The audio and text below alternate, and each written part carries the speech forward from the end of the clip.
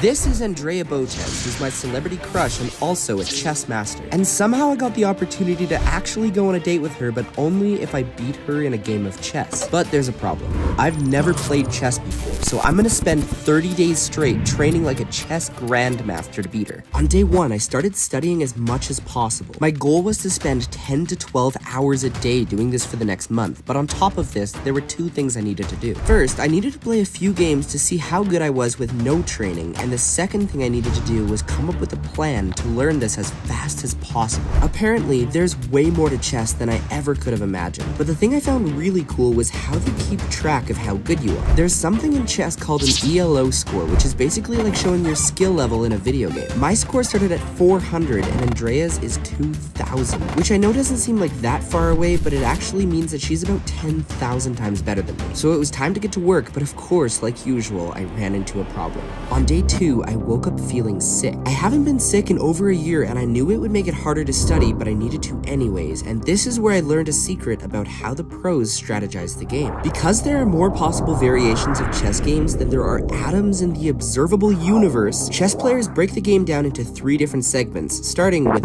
openings. There are thousands of ways to start a game, and some are better than others. And how was I supposed to know which one to use? Well, at the time, I actually had no idea. I just picked a random one, and my goal was to learn every possible angle to it that I could and hope that Andrea would let me go first. I studied as hard as I could that day, but as the hours passed and I started to feel worse from the sickness, eventually I called it a day. However, on day 3, I started to feel better and wanted to speed run a chess course and see if that would help me, and this is where things started to progress way faster. My score had only gone from 400 to 450 in the past 2 days, but once I was able to start putting in more hours, combined with better training, my score started to skyrocket. On day 4, I decided to get an actual chessboard to play on since I would need it for the final battle with Andrea. Chess was the only thing on my mind all day, every day, and I started to really see it through a different lens. I used to think of chess as some repetitive board game that I never bothered to learn, but as I learned more tactics, it became like a battlefield. Each side fighting to protect their king, and the best strategy wins. Learning to look several moves ahead became my next biggest challenge because if I misstepped, I could blunder and lose a very important piece. I kept practicing, making my way through the course, improving my score, and feeling good. My crowds go wild. I got him in a fork. At this rate, I felt I might actually have a chance against Andrea, but in the meantime, I needed a solid competitor above my skill level, but still more reasonable for me to practice with. So, this is my friend Paul, who played chess growing up, making him better than me, and I was gonna battle him to see if he was still better than me after my training so far. He's been learning with me, so I have a partner to work with and make it easier for us to share information back and forth, but he was playing very well. Every piece I moved, it seemed like he knew where I was going to move and he was prepared for me. If I tried to take a piece, he took one of mine. I started to fall behind in the game, and the more I tried to catch up, the more mistakes I seemed to make. After an intense game, I lost, and this is where things started to go downhill really fast. My score, which was now just below 600, seemed to plateau. For every game I'd win against this skill level, I'd lose just as many. The more I'd lose, the more frustrated I'd feel. At this rate, not only would I never beat Andrea, but I was worried I would look like a fool, being likely one of the worst players she's ever played. There was so much pressure for me to impress her, and it seemed like there was nothing I could do to learn any faster. I kept making mistakes and losing pieces because I wasn't good enough at visualizing the board. So, Paul and I came up with a crazy idea to practice our visualization.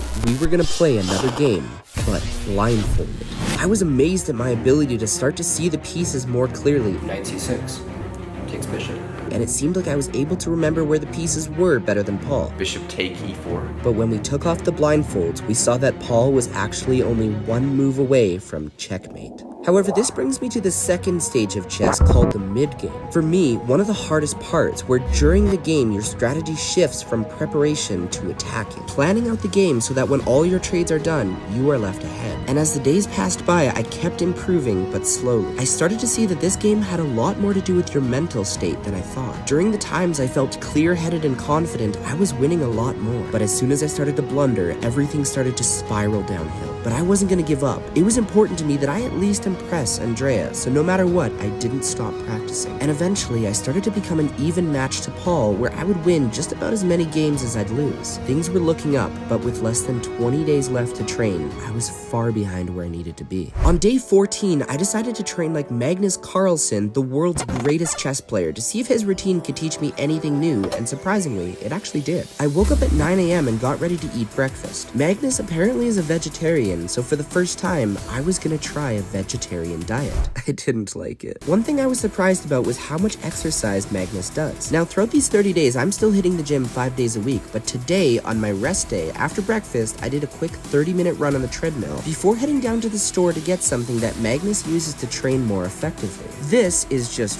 regular gum, which apparently has actually been proven to help you learn faster. The way it works is when you study and chew gum, your brain is able to use its sense of taste to help better remember the information you learned when chewing this same flavor of gum in the future. It's similar to reading a book and listening to the audiobook at the same time. And I used this to my advantage before spending the next few hours studying chess, before having a quick lunch, studying some more, before moving on to training some sports. Magnus plays a lot of sports, mainly basketball, but I decided to train boxing for 2 reasons. One, because I've been practicing boxing for several months and I just really like it, but also because recently Andrea just won a chess boxing match, so I figured I could never be too prepared. After boxing, I trained for another several hours before eating the most vegetarian dinner I could think of and finishing my day off with some yoga. However, this is where things went downhill in a way I wasn't prepared for. From this point, each day that passed, the more tired I felt. It was like my brain had had enough and was doing anything it could to stop me from learning. I found myself sleeping 12 hours a night at the minimum and still wanting to take naps throughout the day. On top of that, my score was plateauing again. I was struggling to make it past 700. And this went on for a whole week until I discovered something that would take my training to the next level. These are chess puzzles, which are designed to help you improve the last stage of chess, the end game. And as soon as I discovered them, it made chess feel like a whole new game. I was now improving faster, exposing myself all day to chessboards resembling games at the 12 to 1500 level. At this point, I was still very nervous about my game with Andrea, but on day 22, I went on a trip to spend some time with family for Christmas. However, this didn't completely stop me from training. I knew if I wanted any chance against Andrea, I had to take this more seriously than anything I'd ever done before. It was getting to the point where I would be dreaming about chess every single night. I was starting to fall in love with the game itself. I finally hit an 800 rating. At this point, I don't think I'm gonna hit 1,000. I'm just gonna try and play and just have fun, and whatever the score ends up being is what it ends up being. On the final day, my score settled in at 830, much lower than the 1,000 I initially wanted, but I wanted to try something to put my skills to the test. This is a giant chessboard, and whoever beats me wins $100. I found a chess player who was willing to play with me, and at first, things were looking really good. I was up material, and it was giving me confidence leading up to the game with Andrea. However, as the game went on, things started to take a turn. Although I was up material, he had cornered me in a tough position, and I wasn't sure how I was going to come back. I'm not sure what his score is, but he played very well and won $100 in the end. And my confidence dropped because now it was time to face Andrea for the true match. I mean, honestly, like, I could even do Sunday. I'm filming a podcast, and I could do, like, after my podcast. Yeah, Sunday would work great if you're down for that. Yeah. And since she lives in LA, I needed to hop on another flight to play the final game that my entire month of training has been for. It was now all or nothing. Right now, I'm heading down to LA for the chess match. I'm excited, but nervous for 2 reasons. For one, I obviously worry that I wasn't able to improve enough in 30 days, and I don't really want to embarrass myself in front of Andrea. The second reason, and I feel very vulnerable talking about this because I've never really talked about this before on YouTube, is deep down, I actually have a lot of social anxiety. I'm gonna act as confidently as possible, but I really do want to win this date, so I'm nervous. I arrived on Saturday and spent the rest of the night exploring LA while anxiously awaiting for the game tomorrow. It is now the morning, day of the chess match. I'm still kind of nervous, but I'm going to do everything I can to get prepared, and I hope I win. Alright, we're about to go to Andrea's.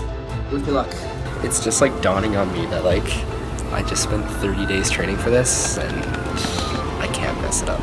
I can't even describe how nervous I felt. This content, this video is real. If I win this game, we're actually gonna go on a date. But if I lose, that opportunity could be gone forever. It was a crazy situation, but I knew it was now or never. You prepared 30 days for this game? Yeah. How are you feeling?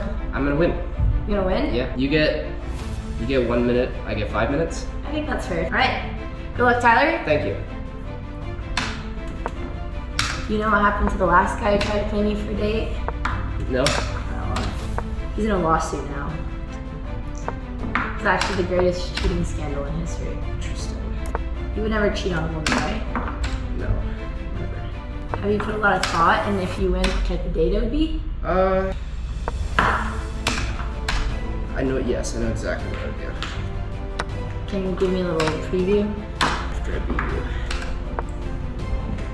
You're playing very good for 900. Solid belt.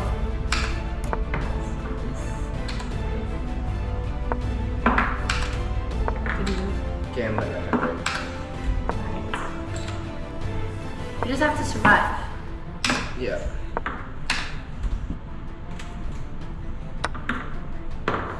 Should have waited. Nice. This is what we call a Botez gambit. Oh god. It's okay, it's actually really on brand. Only took me 17 seconds, but the game's not over. The game is not over. I wouldn't give up yet, young Padawan. Oh my goodness. Oh, sorry, I should have used the other hand. It's okay, you need every help you can get. You're only a queen down. It's really not too bad. I agree.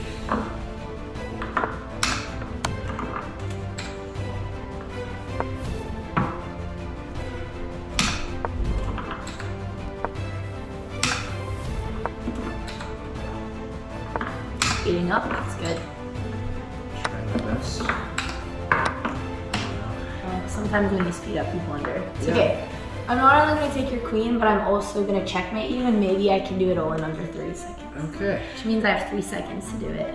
You have 43 seconds though, so don't stress. It's me. I really liked when you dropped your queen. I think if there's any way to win a woman, that helped, but unfortunately you didn't succeed. So. That was a good game. Is there any way I can get a rematch? You sure you want a rematch after this? Yeah. You're not traumatized forever? No, no. If you hit 1200, we can have a rematch. Okay. 1200, we can have a rematch. Deal. Well, looks like there might be a part 2. Subscribe.